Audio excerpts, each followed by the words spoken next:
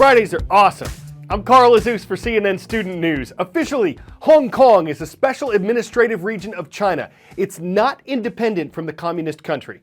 But under an agreement that dates back to 1997, China promised it would not force its socialist economic system on Hong Kong and that the region would stay highly autonomous, meaning it would make its own decisions on everything but international and defense issues.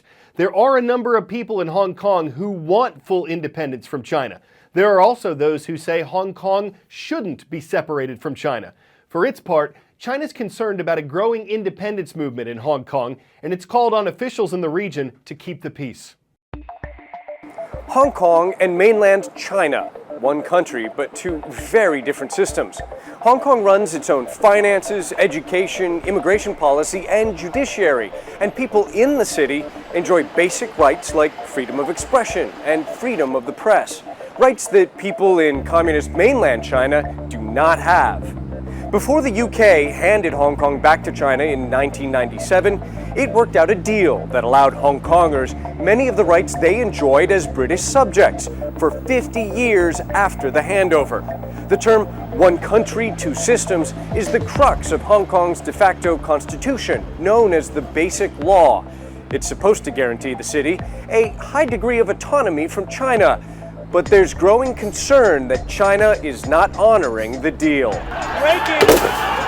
In 2014, Hong Kong saw its largest demonstrations in decades, mass protests over how the city's top leader is elected. Activists say the Basic Law allows Hong Kongers the right to develop their own democracy and to hold free elections. But Beijing insists it has complete jurisdiction over Hong Kong and must pre-approve all candidates who stand for the top post. There have also been protests over the erosion of press freedom and what activists say is Beijing's interference in Hong Kong's local political matters. All proof, activists say, that Beijing is increasingly imposing itself on the city's affairs. The one country, two systems arrangement was supposed to be in effect for 50 years after the British handover. But many here are worried their most basic freedoms are already being stripped away. In the Middle Eastern country of Iraq, about 2/3 of the population is Shia Muslim and 1/3 is Sunni Muslim.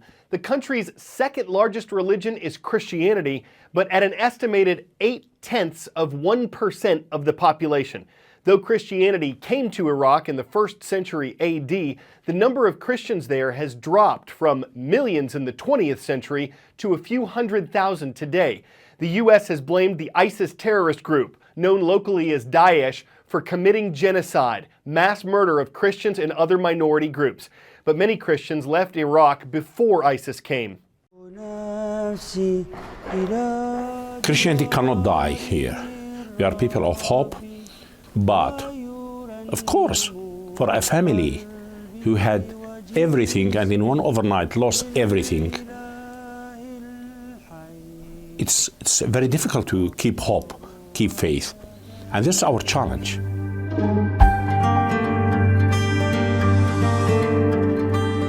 We can estimate Iraqi Christians before 2003 around 1 million.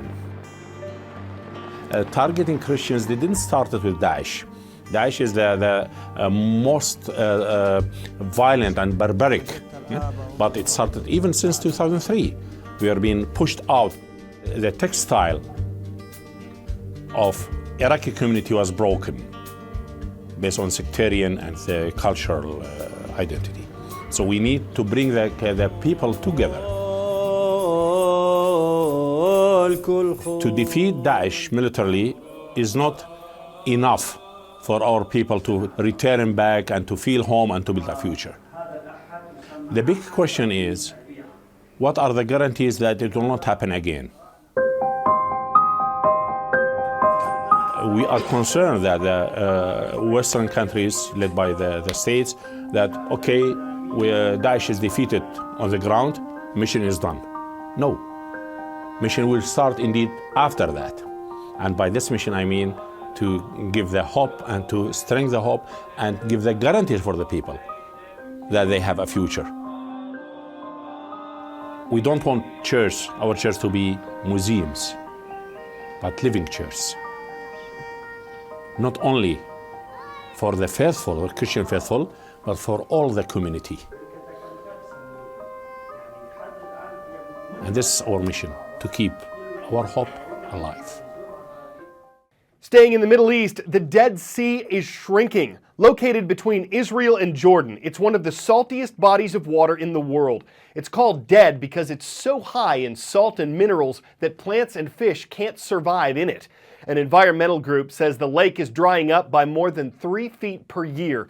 In 2015, Israel and Jordan agreed to a $900 million deal to try to fix the problem. They're building a canal from the Red Sea to the south to the Dead Sea.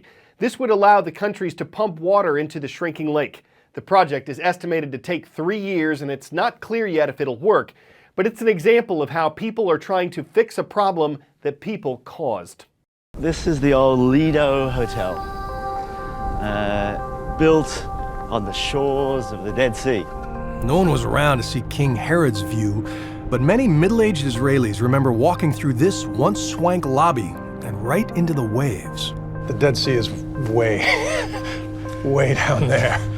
My goodness, are you serious? So where the water line was where? The water line was actually right at the steps. The demise of the Dead Sea is completely man-made. This is not climate change. You know, this is not an act of nature.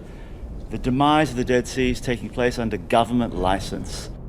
He shows me a mural of an old Crusader map of the Jordan Valley, and it's a great way to get our bearings, to understand that it all begins in the Sea of Galilee, where Jesus took that famous walk across the waves.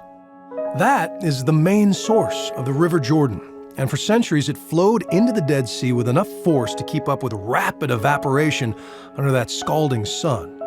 But in the last 50 years, warring neighbors began draining the Jordan. Israel took half of the River Jordan, another quarter from Syria and another quarter from Jordan. So there is no one villain in this man-made disaster. It is a simple equation of too many people and not enough cooperation. As we drive down, down, down below sea level, ears are popping. We see a liquid victim of all that conflict. A lake unlike any other, smooth as blueberry yogurt. Just imagine the elation of ancient travelers seeing it for the first time. Water in the desert. But then they got close and crunched across a bizarro beach of salt, and instead of cool refreshment, found a thick mineral soup that stings the eyes and burns the tongue. No wonder that for centuries, the Dead Sea filled visitors with dread. They say that splashing any of the Dead Sea in your face is a sensation not unlike being pepper sprayed. Or salt and pepper sprayed, I suppose.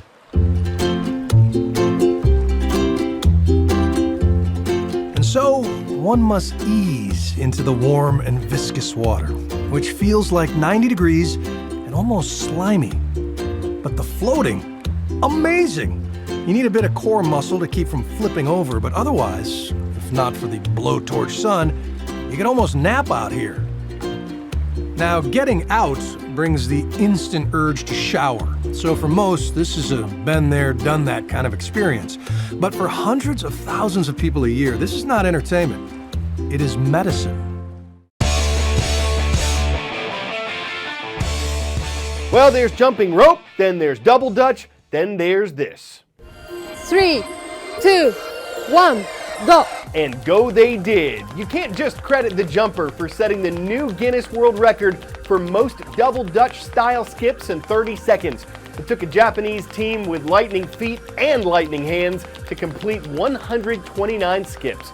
The record wasn't actually given until it could be verified with slow motion, because if you've been roped into recording a rope record, you can't make an accurate record if you skip a skip. The first step is a step-by-step count that counts on a quick turn of a turn-by-turn turn of the rope, and once the old record is defeated by a feat of the feet, the shoes are a shoe-in for a shoe-fire shootification that's officially amazing. I'm Carl Azus. We are off the rest of the week and hope you have a very happy Thanksgiving. We'll see you Monday when CNN Student News returns.